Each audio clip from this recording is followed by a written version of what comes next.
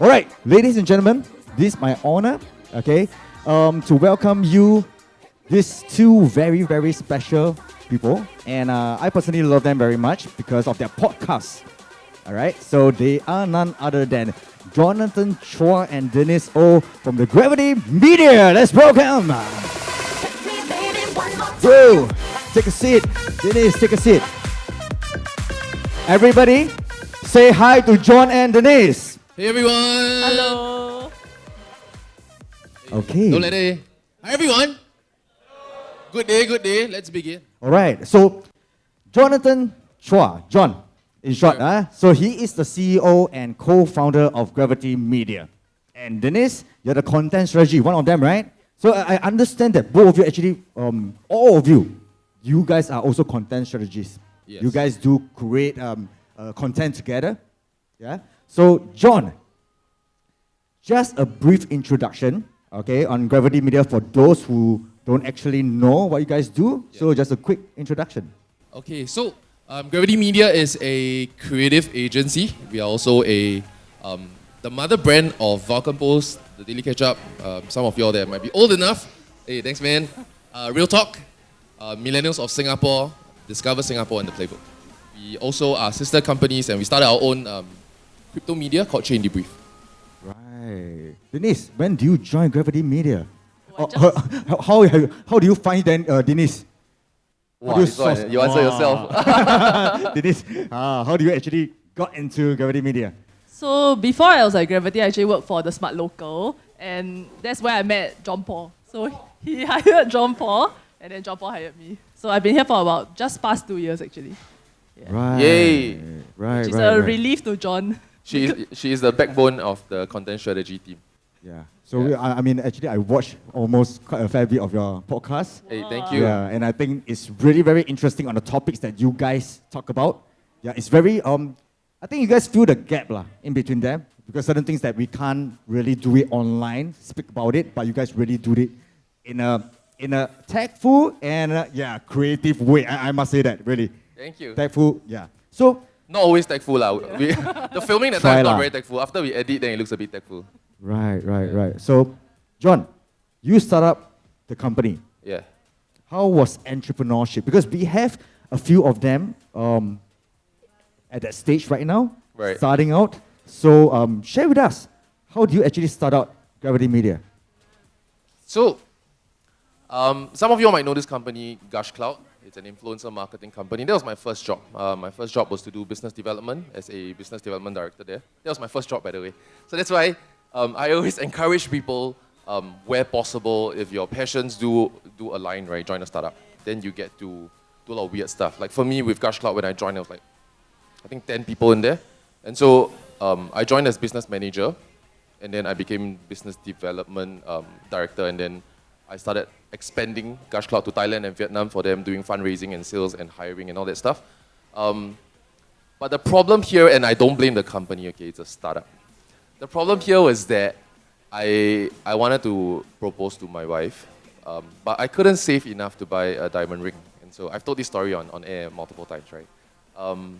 And so I asked for a raise, and back then my salary was like, I think $3,000, but I run 4 companies in 3 countries for them, $3,000 salary. But okay, I loved it. I mean, they offered, then I say, $3,000 sound good, first job, you know. And so I took the job, and I asked for a raise that one time. And that was my first time asking for a raise because I had access to the company's finances, because I made the money. So I also know whether they could afford or cannot afford the raise, right? Then that one time I decided to ask, and I asked for what I thought was very substantial. It is very substantial. I asked for $800 raise, which is huge. And then I go and prepare. I go and count how much money have I made for them in these 1.5 years of working with you, you know. I count the number, $2.9 million, and I raised $3 million in funding and all that stuff, right? So I go and tell my boss, then it's like, as such, I would like to ask for increment to $3,800. Then they're like, yeah, okay. Then I was like, right? And I went back and I told my parents about it. I was very proud of myself. I went to tell my wife about it. I was very proud of myself. And that day my mom cried. And then she told me, for these $800, you refuse to join the family business. And for these $800, your girlfriend no longer gets to see you unless it's the weekends. Yeah, because it was a startup, right? It was the grind. We worked till like 1 a.m. every single day. I mean, we come late lah. Supposed to come at 9, we come at 10:30, but we still work to 1, right? And when I left, that was when the founder of Vulcan Post. So I did not create Vulcan Post, right?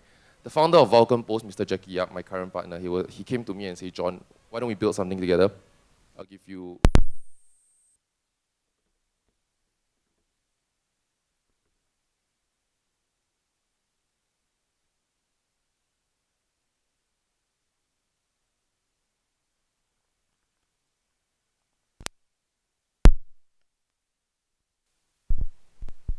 democratic vote within a group chat. And then that was how we started. We started with 13 people on day 1 because we pulled out stuff from Vulcan Post. Right. Yeah. So I heard that earlier on there was a very interesting thing that you actually asked for your own pay raise. Yes. Yeah. So it wasn't something that, because I startup also. Right. Yeah. So it's really difficult to manage that portion. How much you are going to draw. Correct. Yeah, because you can start out with like $1,000 just like an allowance, because you know that the company is not really making much. But of course, as you raise money, how far you can take and how to balance that, because there's so many stakeholders around. Yeah, you know? and it's more than how much as a founder, how much you choose to pay yourself. It's also, do you allow yourself to live or not? And it took me years to figure that out. Like when it's 6, right? And then do you go home? Can you make plans at 6:30? Right. Or should you be hustling for next day? Because especially, I mean, the turning point for an entrepreneur comes in when you realize you're not hiring interns, you're hiring people, then they're saying, hey John, I'm gonna get married. And they just want to invite you to their wedding. But then you realize, okay, I need to bankroll this person's life now, right?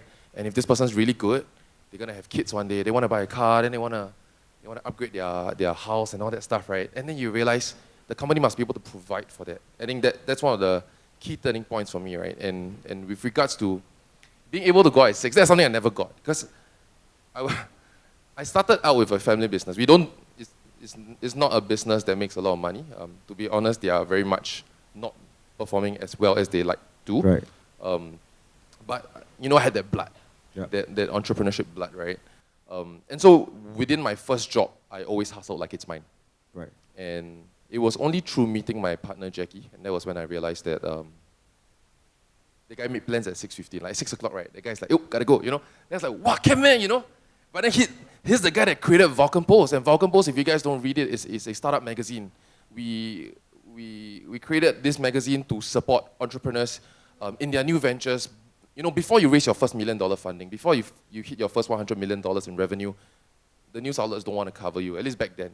There was just nothing to learn more about you.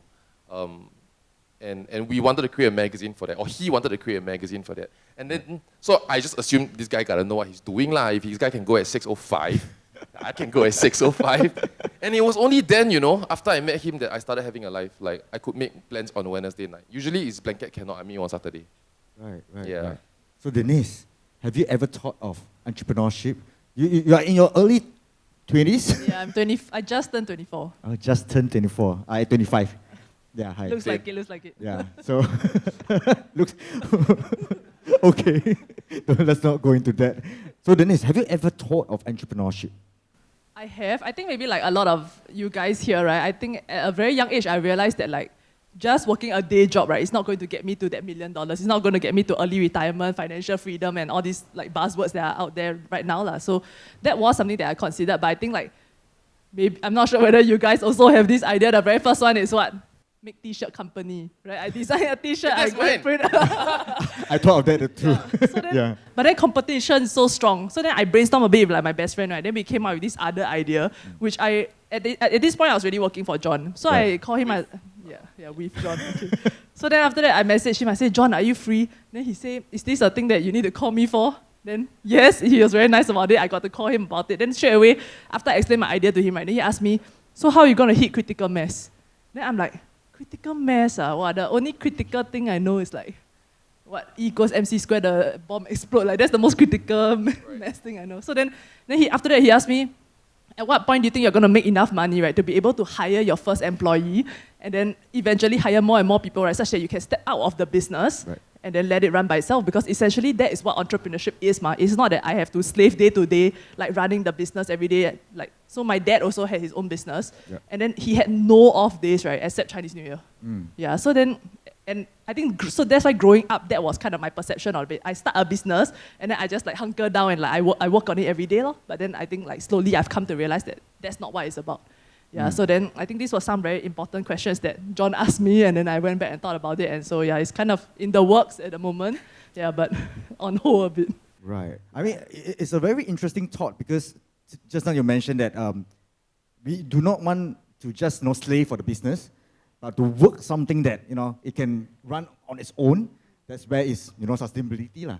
But at the same time, John, I just want to ask you because at any point in time, during your processes when you started out, was there any thoughts about maybe I'm not cut out for it? Because entrepreneurship, honestly, what I felt is, yeah, it's not for.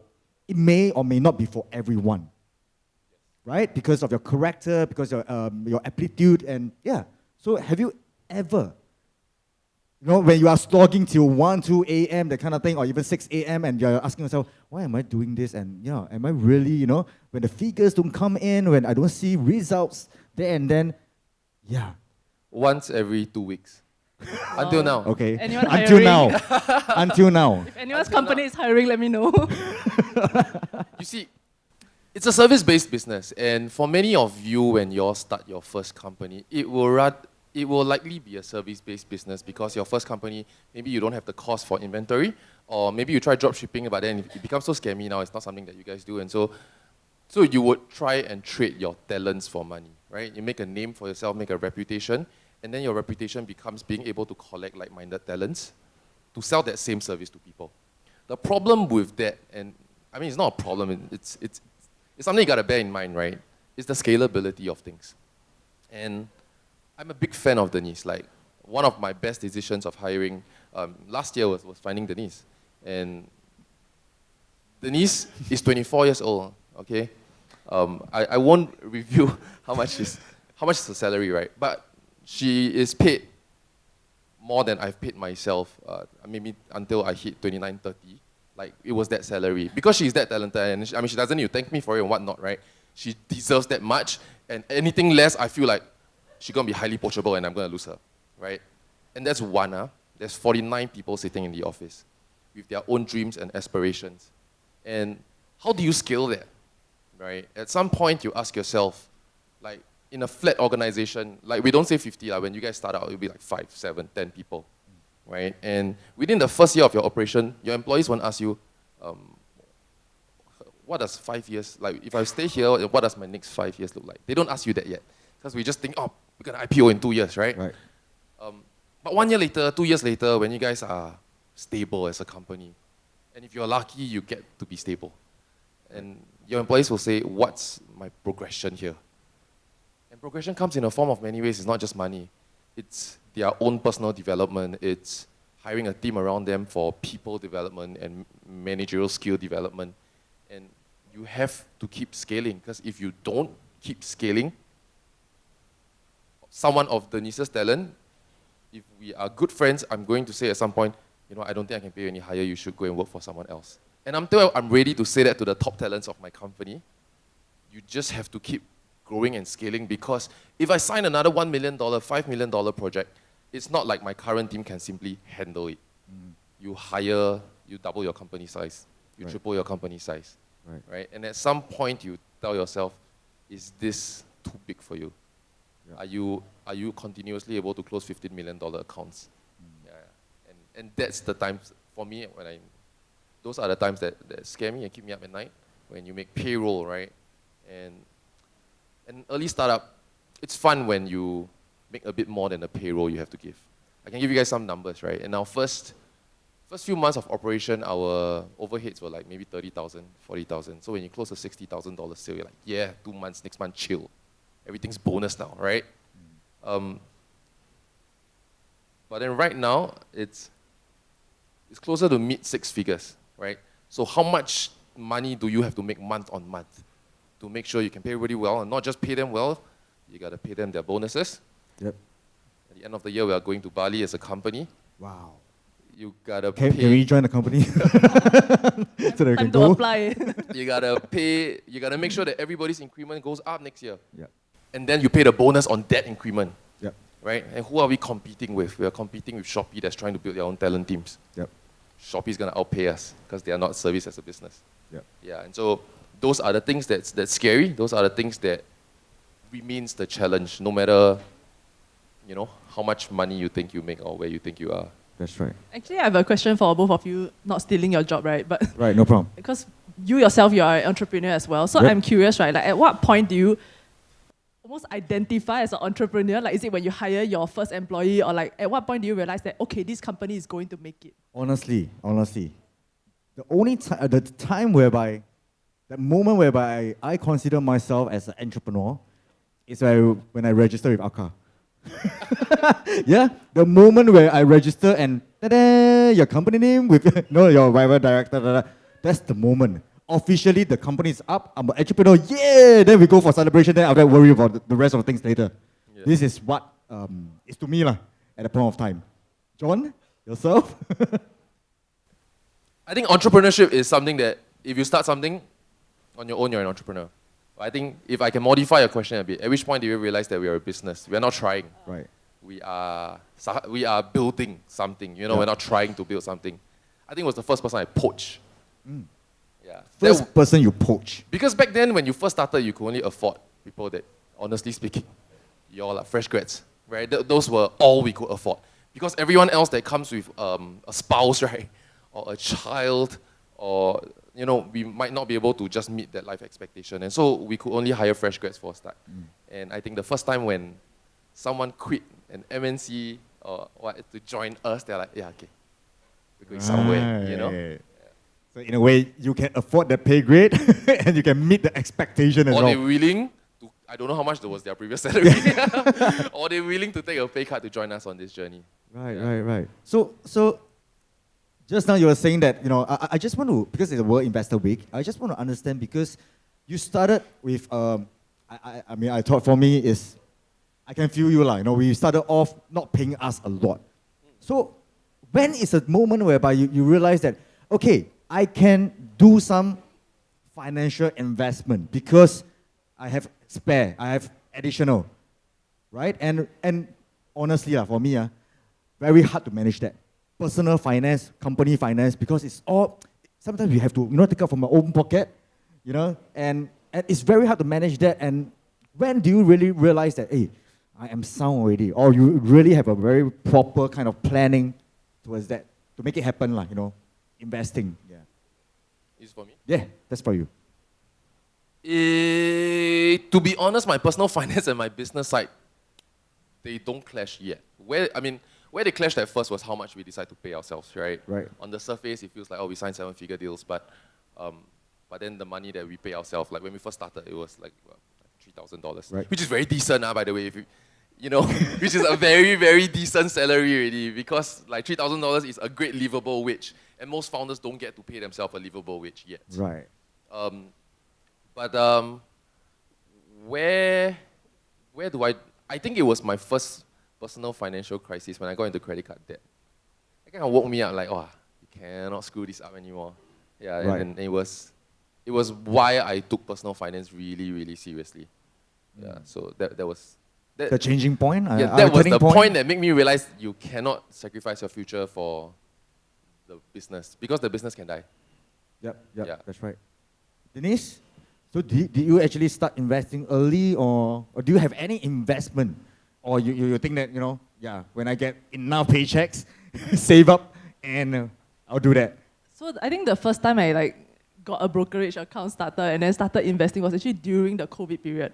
So right out of JC, I had this one friend that was a bit buddy with me, right? Then we go for all the investment courses by Adam Khoo, or this, the one-day trial class. Then if you want the boot camp, it's $7,999, but only for today, that kind of thing. So we went for that, and then even though they only give you tiny tidbits, right? I think one very important thing that I took away from that was that they said that always, now is the the recession is coming, and it did come in the form of COVID like 2 years later. Right. But at that time, they said the recession is coming, it's a 10-year cycle, blah, blah, blah. So right now, right, it's your chance to go and investigate companies, right? Look into their background, look into what are the sort of companies that you believe in, products that you can understand.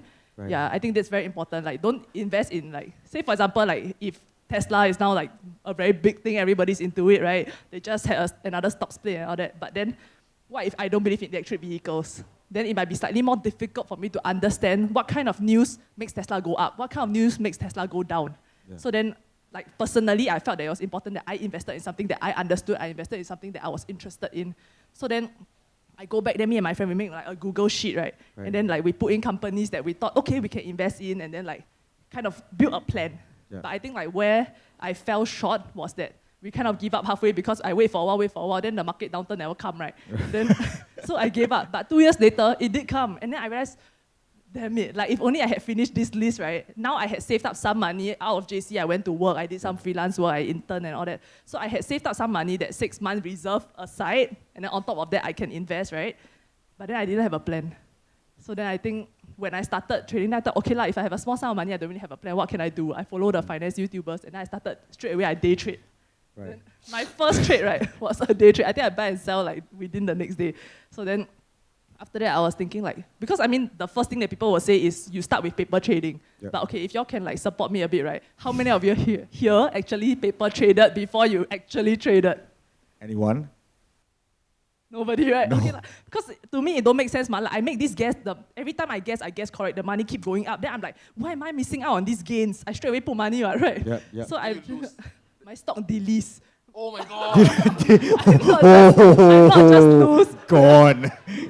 Gone. And some more at that time, because I just follow the financial YouTuber, right? It was a leverage ETF. Oh god. So it was quite, like, the amount of money that I saved, and at that point, I was like, I think maybe 19. Right. So 2 to 4K, right?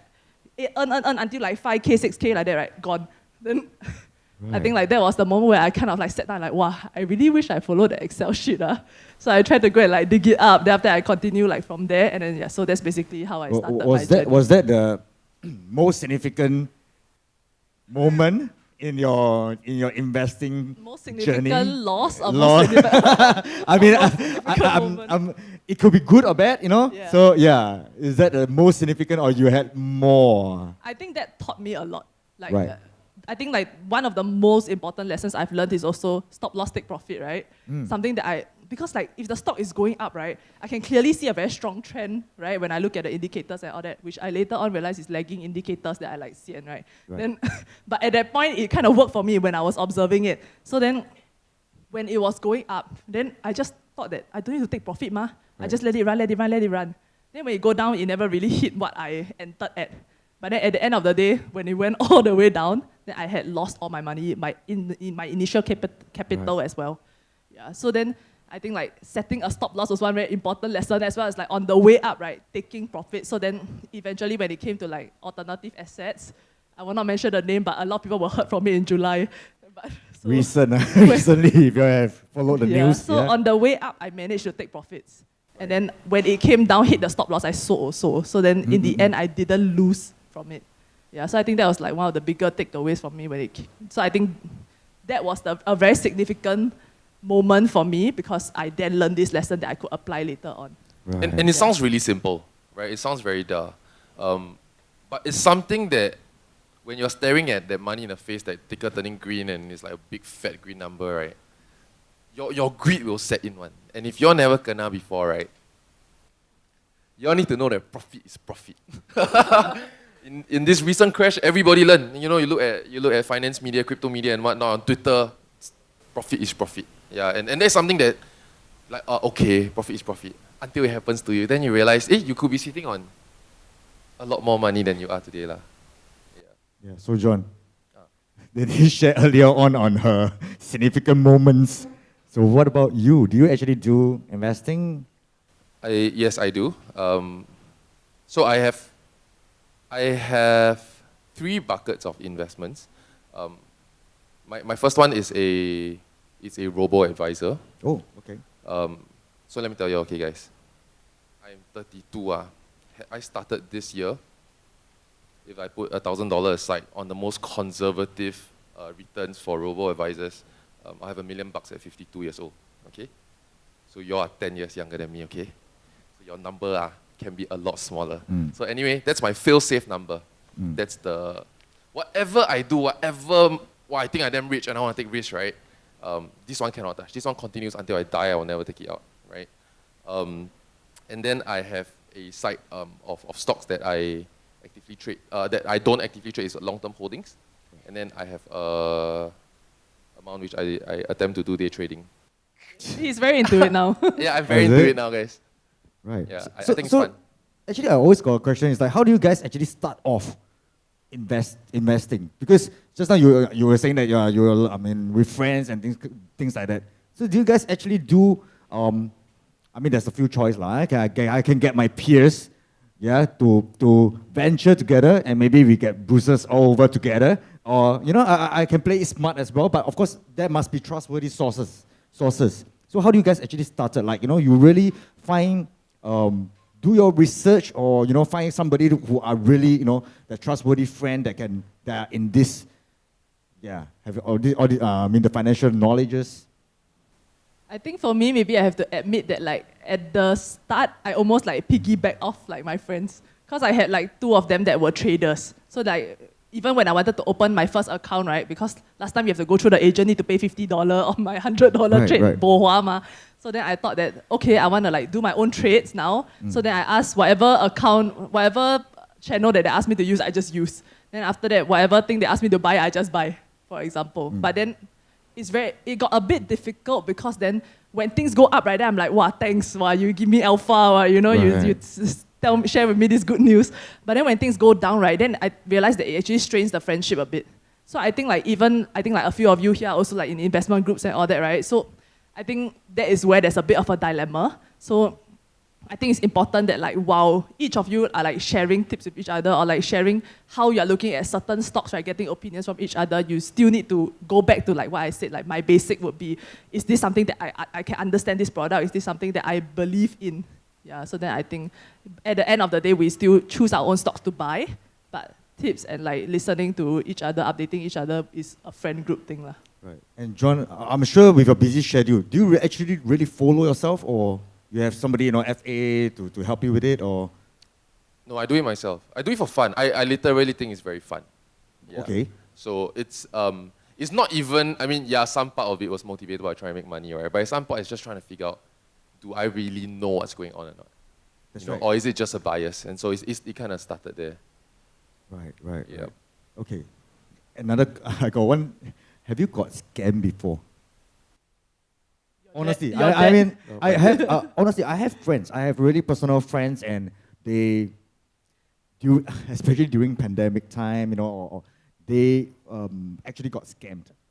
Yeah. So it's a very understand how do you see this, the scam thing, because at the end of the day, any one of us could be the victim. Yeah, just by believing maybe word of mouth, our friends' introduction, and you guys, venture into it, and after that, yeah, it can be suddenly one overnight gone. You get what I mean? Yeah. I think speaking to this audience of very young people, I think you all know what scams look like. I think, but you don't need to be 60 to no longer know what scam looks like, because everyone's falling for it. I mean, my dad just got one Bitcoin scam, which I really hate. But I think the biggest scam you can do is you scam yourself. I think you tell yourself stuff like, you can pay off this credit card bill in your next paycheck. Or you will remove this amount of money from emergency savings and you're going to put it back in the next 3 months. I think those are the biggest scams that you can kena. And on that note, right, I mean, I've shared this story on multiple shows, right? But if you all have not heard it, this is one of the most painful things I had to go through that kind of woke me up, so I hope I can share about it. When I was working for someone else and it was a startup, I spent a lot of money on my credit card. It was my first few credit card back then. And I envisioned myself to be this, this people boss, like the office like that, And we couldn't afford birthday cakes, we couldn't afford birthday parties and all that stuff. And so I just signed off because I know I make more than them, even though we all don't make much, And so that led my credit card to go above and beyond. Like I started getting really close to my credit limit. And back then on a $3,000 salary, my credit debt was like $12,000, which starts to feel impossible already, because it's not like if next month I don't eat, I'll be debt free. You have to don't eat for 3 months lah, right? Which is like you die lah, you know. And you still need to save for your. For me, I got my BTO in uni. I balloted for my BTO on my first year of uni, and I got it. I got my house at like 27, I think, 26 plus, which led me to learn really about controlling your credit. And at this age, don't look at day trading. Don't look at trying Say people say yourself. make that wealth, right? No, I realized this, that many people try and get rich off 2 ways, right? They try and do some swing trading stuff, or they go and start a business. Both of which the odds are stacked against you for being rich. Both of which. Focus on increasing your income. That was what I did not focus on in my 20s. But thank goodness I got the network and knowledge instead, right? But anyway, back to that whole credit card thing, right? Because of that debt, I really don't know what to do. I was like, I don't know how to get out of it, because at the end of the day, month on month, when my paycheck come in, right, I just try and pay $150. So I just don't want the bank to call me, because it's just really demoralizing, right? And I just try and do this for a while, to the point where when the interest come in, right, my credit limit no longer, I cannot even afford the interest. It busts my credit limit. And then I think that's when I had one of the most humbling chats I've ever had with my then girlfriend. And then I told her, I think my life could be over. And I mean, now on hindsight, when you start dealing with larger amounts of money, then $12,000 feels like nothing, right? But when I was back then, I was like, should I go and declare bankrupt? You know, should I go to someone and like go and structure my debt? Then I was like, there are government services that can structure your debt, right? Just in case yourself or your family members are going through these things. And then the number is like $30,000 onwards. Then I'm like, huh? In order to qualify for this service, I need to incur more debt. Then like, cannot be. So like, my debt is not debt, you know? Yeah. That's right. I realized that also.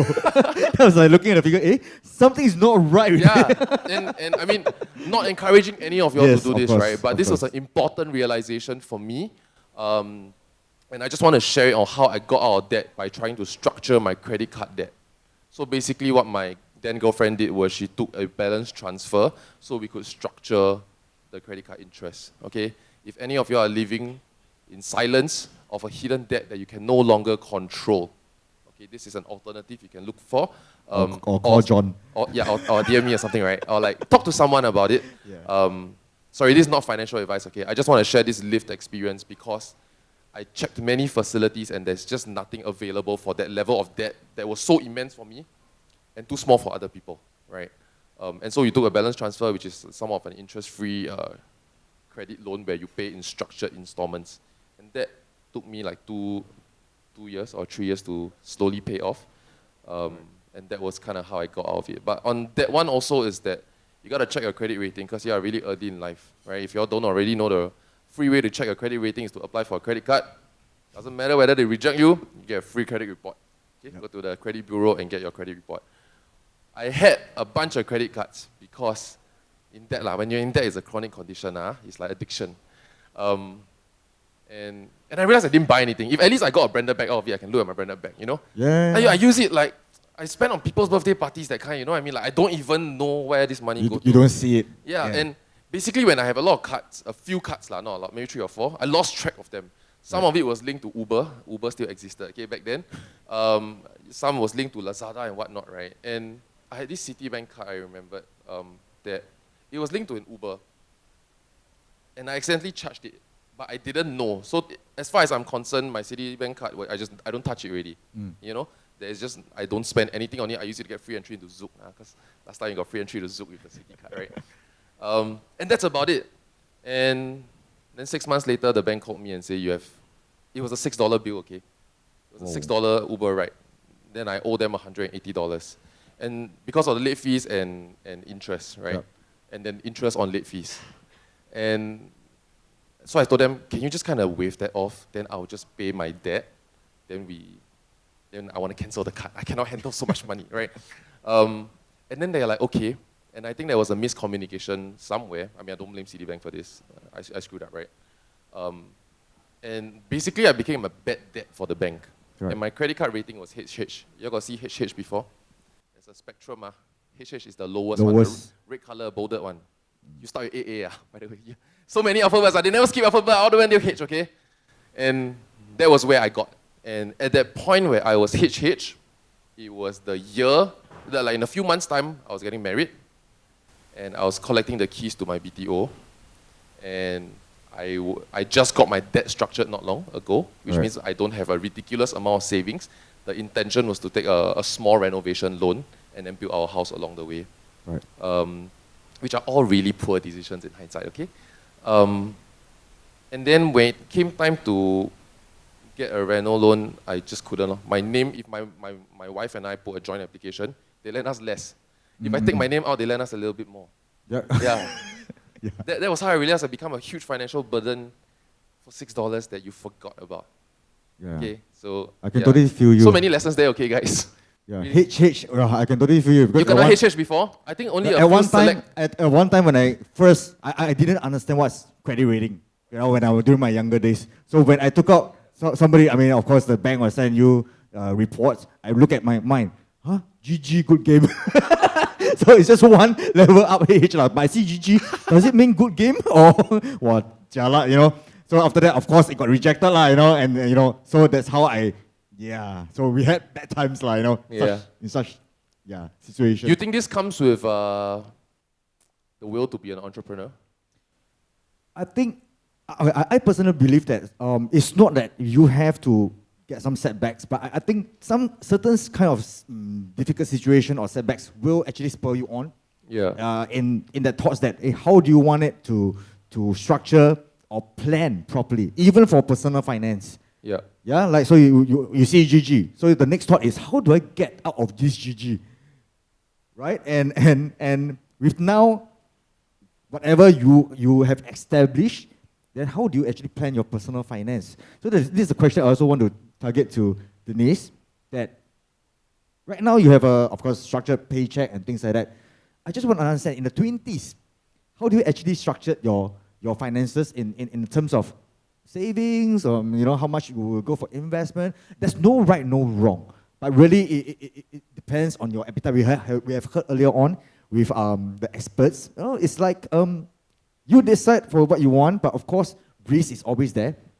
Yeah. So what is your percentage right now, or how do you manage it? Percentage, I'm not very sure, but then at this current moment, because I've already built up that 6-month reserve, right? So whatever money that I'm not spending goes to investments.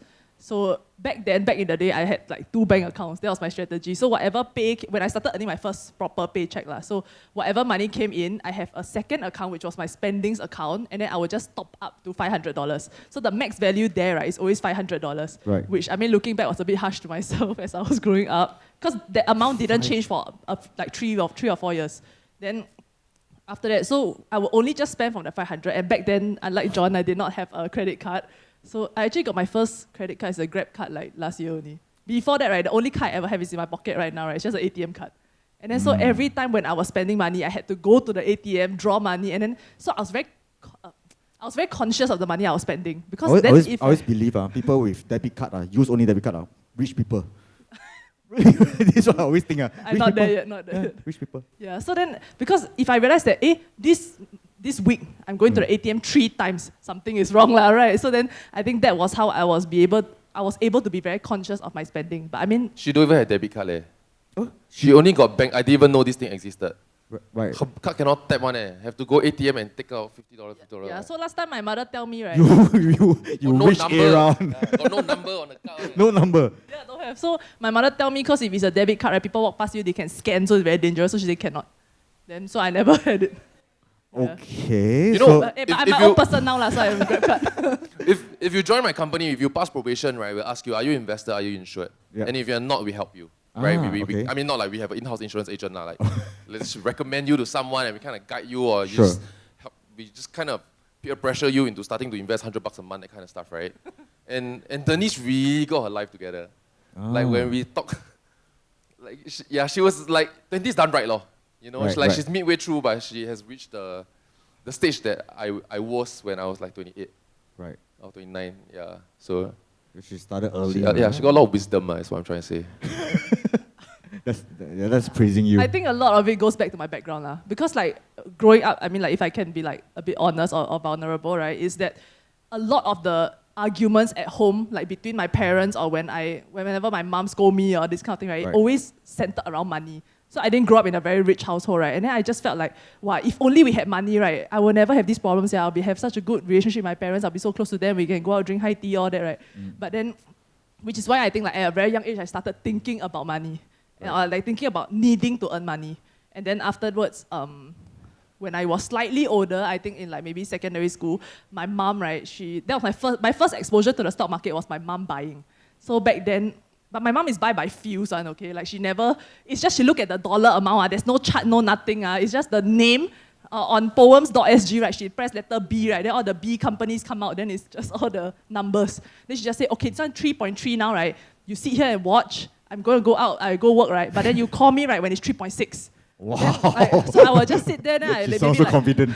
play computer a bit, right? Then I correct. But my mom is very lucky. So like with this kind of like 偏财, right? Like she strike lottery quite often kind. So she's really very lucky. Then like it will really go up. And then I thought like, wow, easy money leh, right? I just sit here, I stare at the number go up, I'm rich. Then so that was my first exposure to investing, which I have now learned is a very different game.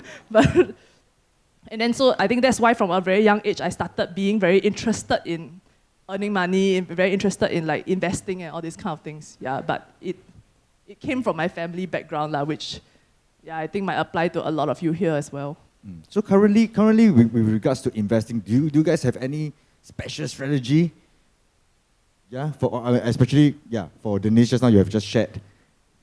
I think I'm a bit holding back at the moment because I feel like I don't really have time to go and study into different companies and such. And so I'm just sitting on the investments that I know I've been buying, so that like similar to John, I have that stable that I don't touch every month. I put money inside one, right? DCA, everybody knows that. So that I assume, I hope. Yeah, so then aside from that, I think is if I recognize that a stock is like has a lot of potential, people start to talk about it, then I can go and read into it. But other than that, I'm not personally like setting aside like say 1-2 hours a day to go and read up on like news, follow news and see like what are some growth stocks that are better that I can buy into. So I'm a bit on the conservative end now and like just watching and see what happens in the markets. Because at this moment, I think all of us understand that it's a bit turbulent also, but I think it's important that we know that like we can trade in a bear market. It is not that like I can only trade when the stocks are going up. In fact, it's the very standard saying, buy low, sell high. Right? You see on the YouTube ads all the time. Yeah, so I think number one is the most important is to have an investment plan. So I had times where I lost money as well, right? And then I thought like, oh my God, like John, my life is over, right? This is all the money that I have. Then you realize you're still a child, Yeah, correct. So then I realized that, actually no, I had a plan. Like this is money that I can afford to lose, right? I am not putting in money that like, if I lose this money, right, next month I cannot even eat Cai Fan, that kind. So I had a plan going into it, which I feel like a lot of people might not make a plan going into each trade. It's just, this stock is going up, I buy and then let's see what happens, right? I'll decide later when I'm gonna sell.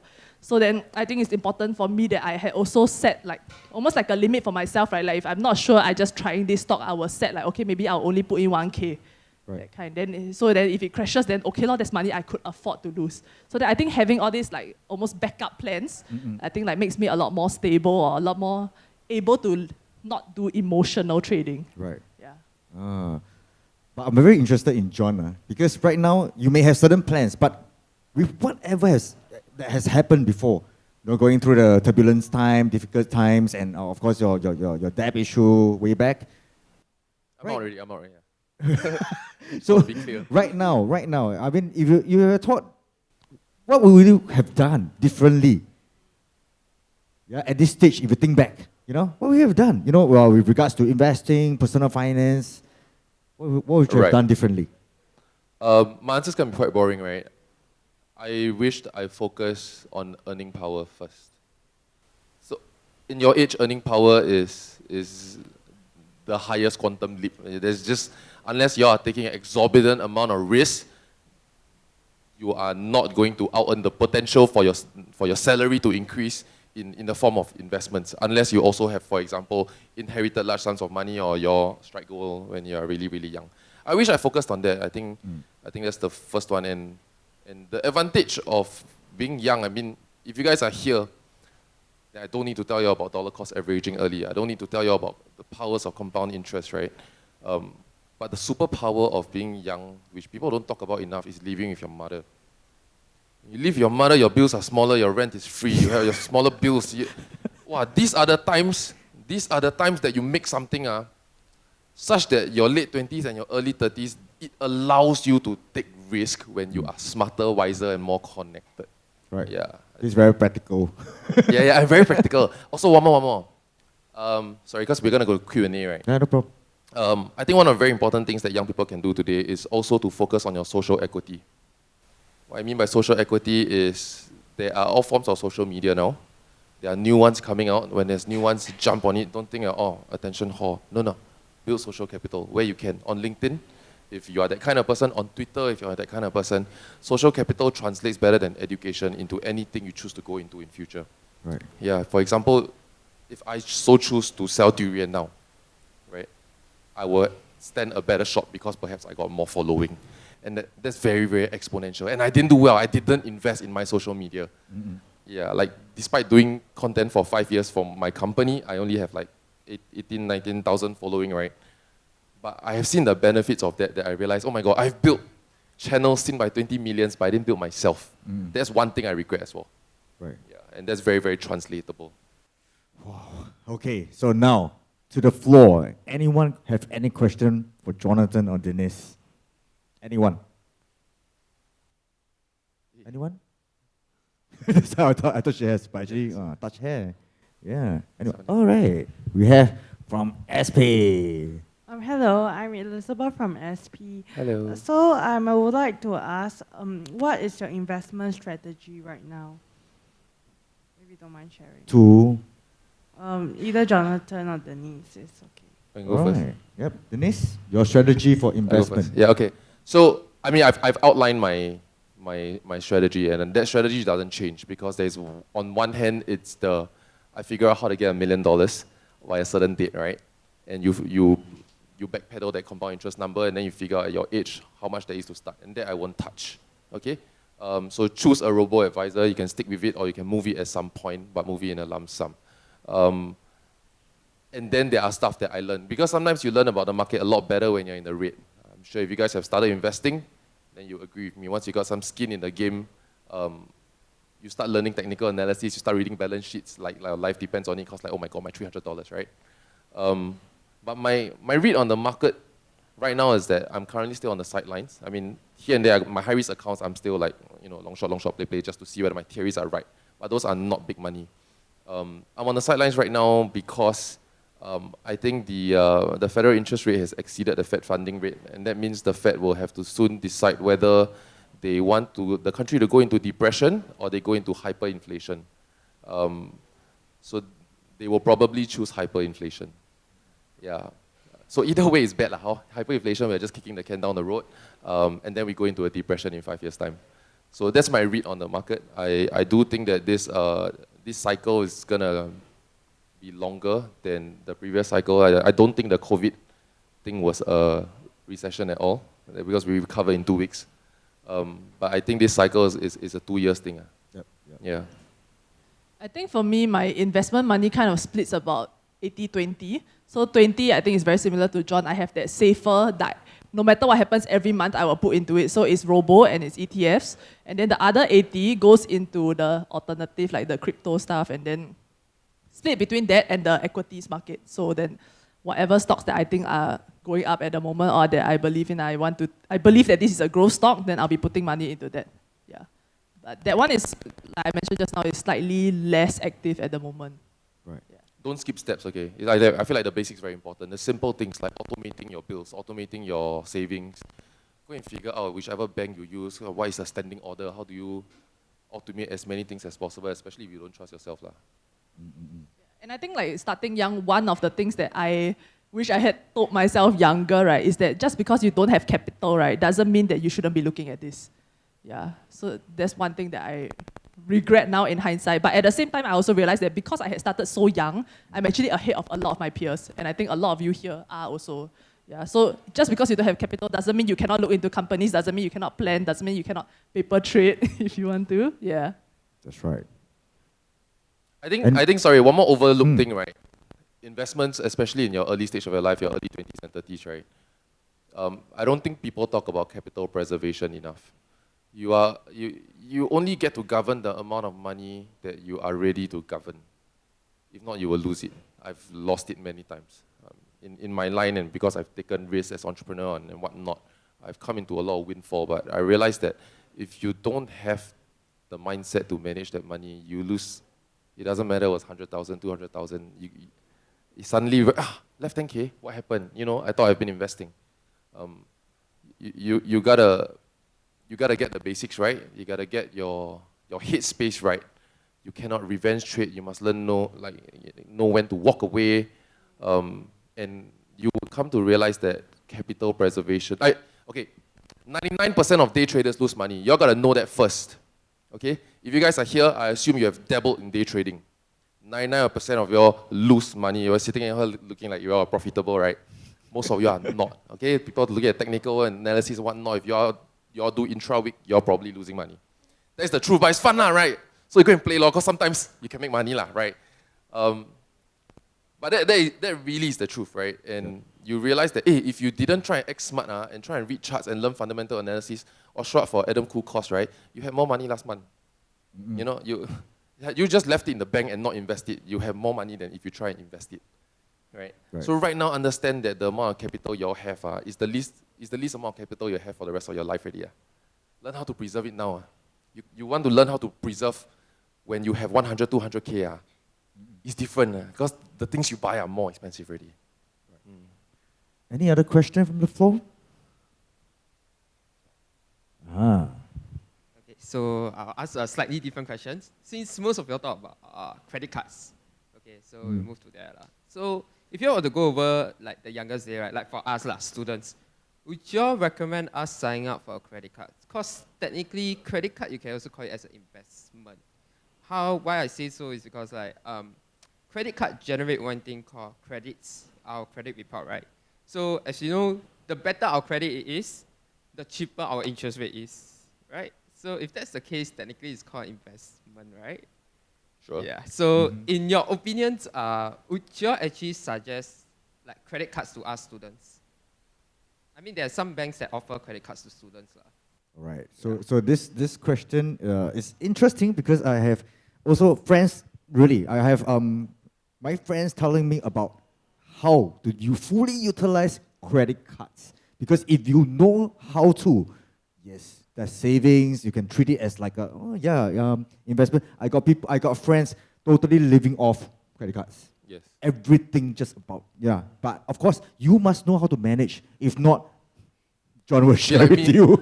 Yo, can I just tell you all the Citibank card that got my credit rating to HH, not just was the spending only $6, it was a student credit card with a $500 limit.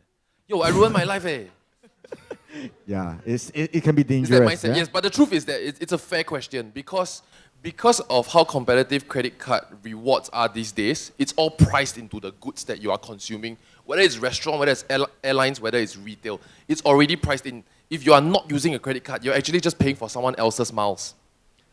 But it boils down to whether you could control it.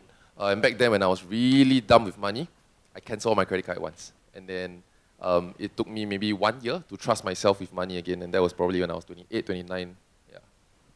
I think it's the same thing because, until now, I don't hold credit cards because I don't believe in myself. I don't want to land myself in such a situation. Yeah, because I don't know when the moment will come and hit me again. So that's the thing that You're gotta chill, okay? Right. Because you have so many, like the best promotions come when you're new to bank. They give you the Samsonite luggages, the AirPods Pro. Chill. Go one bank at a time. Let the rewards snowball year on year. Don't want to sign up credit card. Hey, what's the top 3 credit card? Then go and sign all 3 credit cards. Chill. The rewards get better year on year. Last time they give you $100 Takashimaya voucher. Yes. Now it's like a AirPods. $1,500 luggage. You know what I mean? Like chill. Like when you reach 30s, right? I'm not new to bank to any bank really. Like Like, I've been a customer of every bank already, so like, I don't get any more of those rewards. I do think it's good to get one though. Like I mean, I have one also at the moment, right? Then as in I have the Citibank cashback card, not the Grab card only. So then, They don't endorse. sorry, that's not financial advice. Okay, if you are in debt, do not come for me. We're not endorsing that. Yeah. But I think the most important thing is that I am not spending money that I don't have. Like so, I'm not spending like spending money. Like I know that like next month this money coming, that I can go and pay this thing. So I know that in my bank I already have money to pay for whatever credit card thing that I'm paying for. Like just that I split it up, then 0% interest, then it's a lot save money also ma. Yeah. So I think it's useful, but you need. I think something that I discipline myself to is to every month I am paying it off. Yeah. Yeah, I think the most important thing is to have a financial plan, of course, and at the same time, behavioral discipline. That's very important. You need to know actually where you are and where do you want to go. I think that's important for everyone to know. Any other one last question? Any more?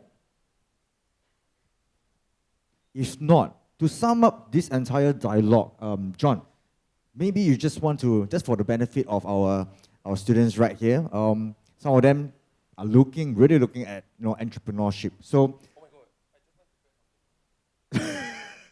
one key takeaway for them. Okay. I got 3. If you wanna Bonus. if you're looking at perhaps exploring being an entrepreneur, try it. You learn a lot along the way, but know that most of you will fail.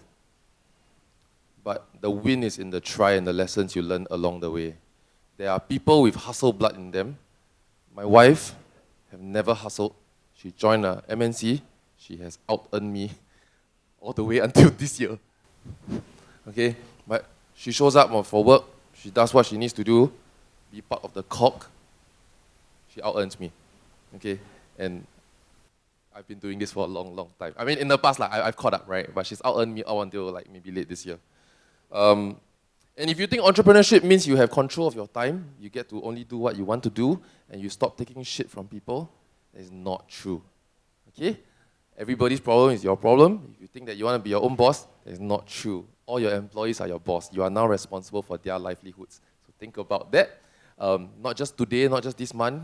If you have employees that want to work with you for life because they believe in your vision and they want to do what they do for this forever, that's your responsibility to make sure that the dome is big enough for all your babies to grow.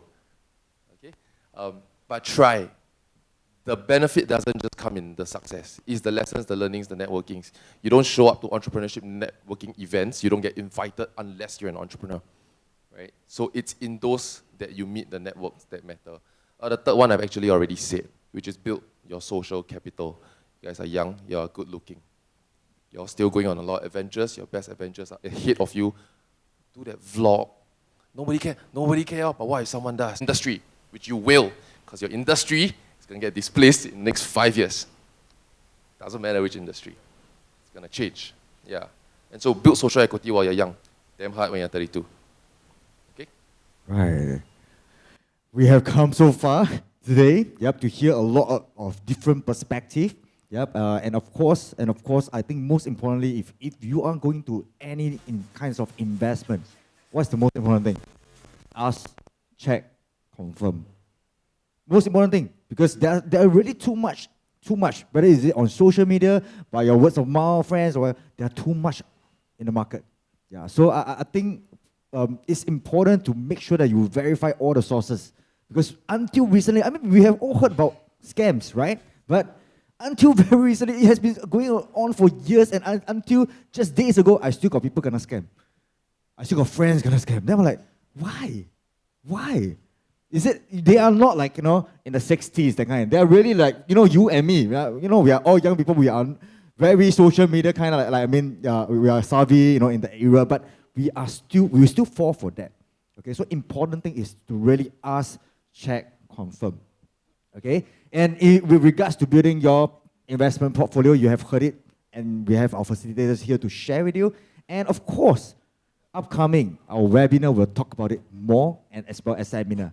All right, a round of applause for John and Denise. Thank you for having Thank you very much for joining us. And of course, again, before we leave you, okay, we just again one last mass photo taking. Can we invite all our partners to join us as well?